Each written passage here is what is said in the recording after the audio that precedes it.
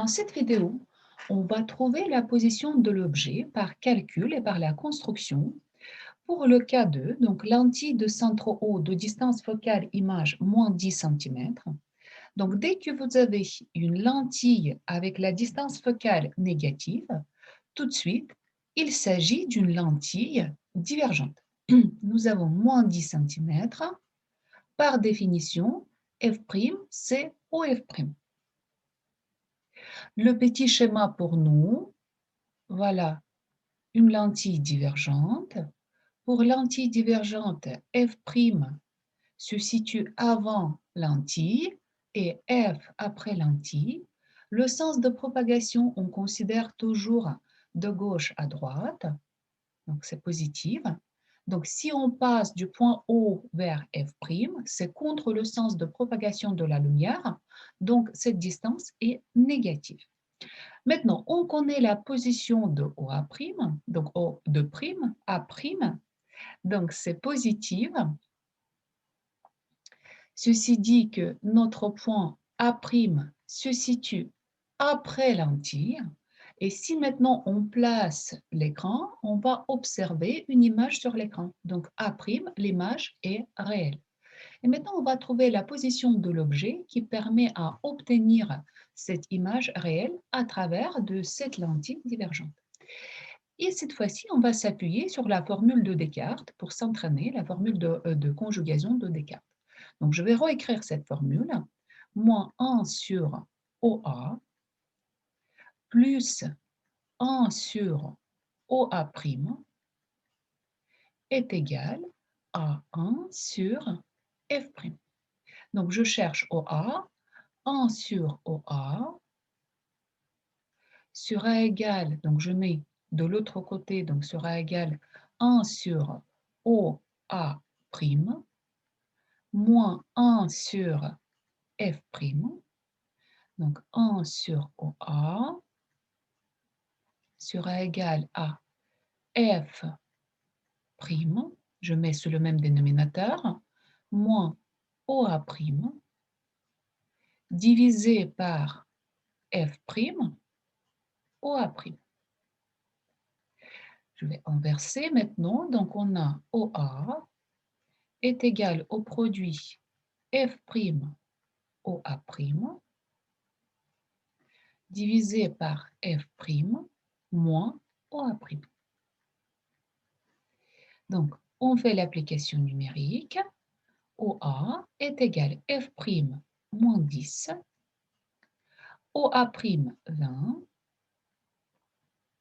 F' moins 10, moins 20.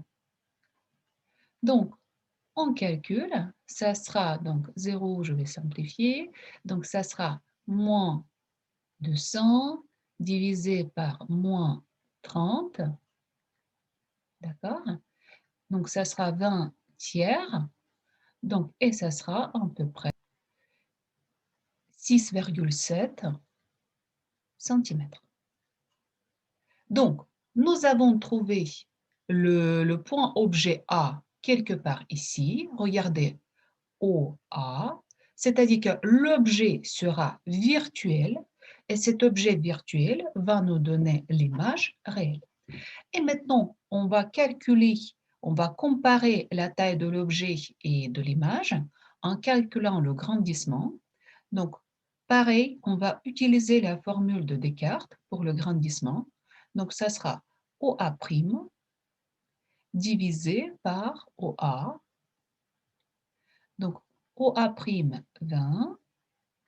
Donc, OA, je vais prendre cette valeur 20 tiers. Donc, ça sera 20 fois 3. Donc, ça sera, 20 se simplifie, 3. Donc, j'ai trouvé que le grandissement est égal à 3, c'est-à-dire que l'objet et l'image ont le même sens. Donc, l'image est directe dans le même sens que l'objet. Et cette image est 3 fois plus grande que l'objet. Donc, l'image est agrandie. Donc, à partir de ces calculs, on va donner les caractéristiques de l'objet et de l'image. Notre objet est virtuel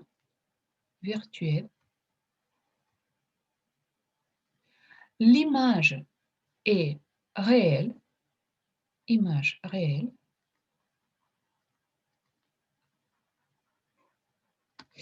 image droite, dans le même sens que l'objet, et agrandie.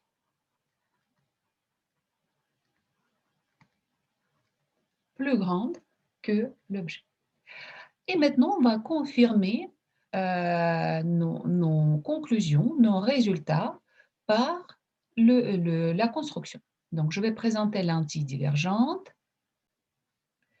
Et maintenant, donc, on connaît la position de l'image réelle, cette lentille divergente, et je vais construire l'objet. Donc, toujours les mêmes règles de construction. Donc, un rayon qui ressort parallèle à l'axe optique à la hauteur de B', comme ça. Ce rayon arrive tout en passant par F. Donc, pour cela, je vais relier avec en ligne fine, avec un trait fine, les deux points. F et ce point-là, ça c'est le prolongement pour nous. Donc, et après, je vais mettre donc, un trait plat. Donc, ce rayon-là, il arrive et il se dévie comme ça, parallèle. Et ici, vu que c'est le prolongement, donc ça va être un pointillé. Voilà, comme ça. Premier rayon. Maintenant, deuxième rayon le plus simple, c'est un rayon qui passe par le centre optique et qui se dévie vers B'. D'accord? Donc ce rayon-là, il n'est pas dévié, donc je vais lui mettre, c'est mieux avec une règle, comme ça. Donc ce rayon-là, il n'est pas dévié.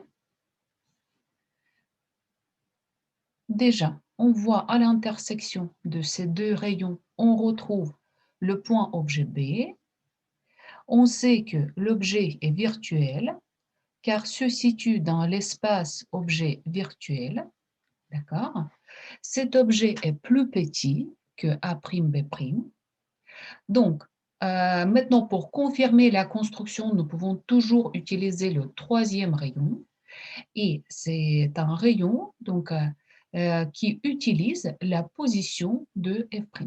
Mais déjà, avec les deux rayons, c'est suffisant. Mais si vous voulez être sûr dans la construction, je vous conseille toujours à utiliser le troisième rayon. Donc, troisième rayon, c'est un rayon qui passe par F' et B'. Donc, je vais les relier en très fines, comme ça. Donc, ce rayon, qu'est-ce qu'il fait? Il ressort physiquement de ce point-là. Je vais prendre une règle. Hop. Il passe via B'. Et ici, nous avons juste le prolongement de ce rayon. C'est pour nous, pour être sûr qu'il passe par F'.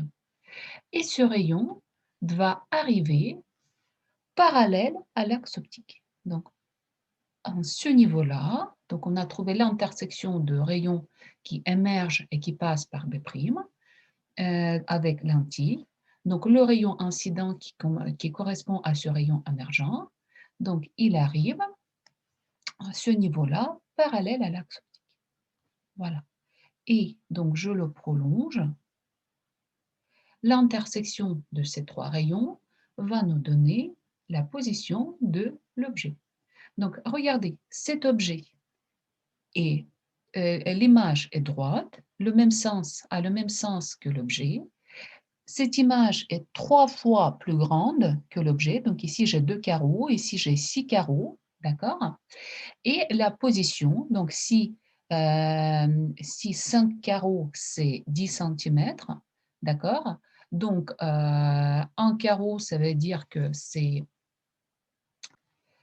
2 cm. Donc ici, nous avons 3 carreaux et demi à peu près, d'accord, avec l'incertitude. Donc, nous avons bien retrouvé 6,7 à peu près en position. D'accord? Donc par la construction, nous avons confirmé les calculs que nous avons faits.